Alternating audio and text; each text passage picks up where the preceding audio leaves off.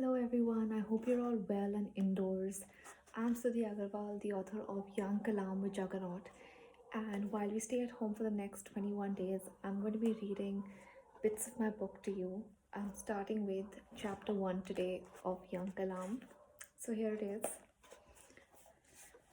The island of Rameswaram was stretching out of its sleep when 8-year-old Abdul Kalam tiptoed his way out of the bathroom in the backyard and into his corner of the family bedroom where his mother and siblings were sound asleep. Out on the boats in the distance, the fishermen sang a folk song as they opened their nets for the first catch of the day. Some sat by the sea, loda in hand, making their morning potty rounds. As the smell of freshly squeezed milk and the sweet idlis being steamed by Chandru the snack seller filled the air, Kalam's stomach growled with hunger. But he had no time to feed it.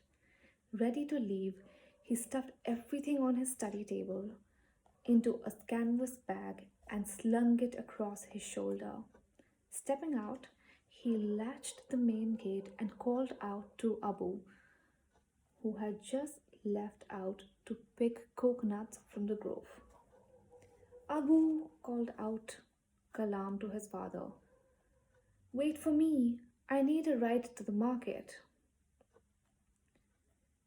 As Abu came to a halt, Kalam climbed onto the front bar of his cycle and off they went.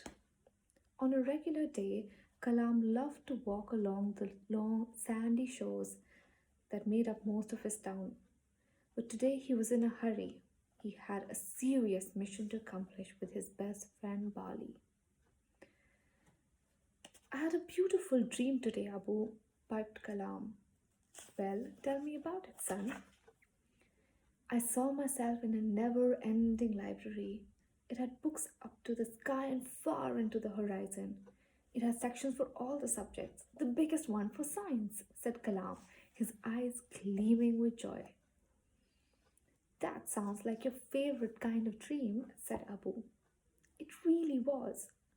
I sat there for days reading about Archimedes, Isaac Newton, Benjamin Franklin, Albert Einstein. Wow, slow down, son.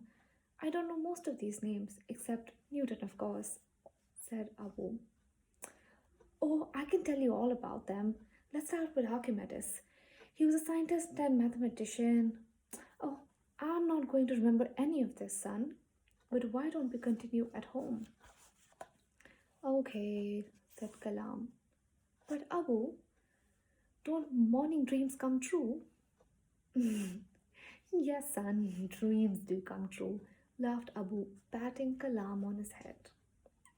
In a town where everyone thought Kalam was crazy and shooed him off most of the time, Abu was his biggest supporter.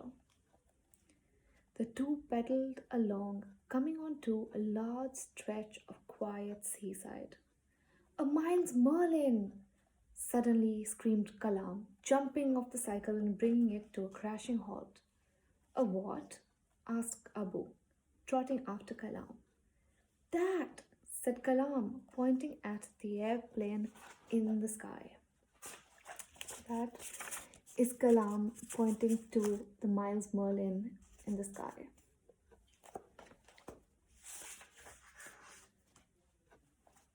It's a M4A Merlin designed by F.G. Miles. It is mostly wood, and the wings have hydraulically operated split flaps. It is complete with a fixed pitch propeller. Can you see the windows? It weighs 1,360 kilograms and is based on the M3 Falcon, but it can now hold 5 people. Rambled Kalam, gasping for breath. Abu stopped the little boy, stunned. How how do you know? Kalam paused. This must be one of the two owned by the Tata Airlines that operate on the Karachi Madras route. It can fit our whole family, Abu. Ami can hold Aju in her lap, and all 5 of us could fly in it. Wouldn't that be extraordinary, Abu? Up and around the sky we'd go whoosh, whoosh, whoosh, said Kalam, stretching out his arms as if readying for takeoff. I'm more a waterman myself, I will always have been. I like to be able to feel it with my hands, Abu said, laughing. I cannot wait to sit in an airplane. I'll take you all too. I'm sure Sabu and Ajo will love it, continued Kalam as if he hadn't heard his father. He watched the airplane until it flew out of sight. Only once it disappeared could Abu get Kalam to continue to their fenced patch that had 8 palm trees growing on it. Awul, you take the cycle. I will walk back. And good luck with your day today, smiled Abu. Kalam was a tiny boy, tiny and extremely thin. He wasn't fed badly. In fact, he had a rather large appetite. But nothing seemed to change his small build. For months, his worried mother had force fed him spoonfuls of ghee in the morning. But Kalam had remained his small self, his pointy nose and chin and wispy hair adding to his scrawny appearance. The cycle, meant for adults, was therefore much too big for Kalam, but he had mastered the art of standing and cycling. Kalam got onto the cycle and shouted a thank you to his father and ran off.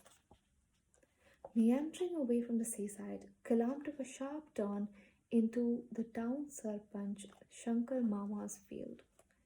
Picking up a stick and threading in and out of the rows of tamarind trees, he started making channels in the soil as he cycled on. Oi, what do you think you're doing? The old man cried, dropping his newspaper and coffee and running after Kalam. You'll ruin my trees. Go away. But Mama, tamarind trees need drained soil, and there's much to water pooling around them. I'm only creating an outlet, reasoned Kalam. Out, out now, you little monkey, bellowed Shankar Mama, picking up a stick to beat Kalam. I was only trying to help, said Kalam, speeding on and out of sight. Bali was waiting for him. So that's chapter 1, and I will see you tomorrow for chapter 2. Bye.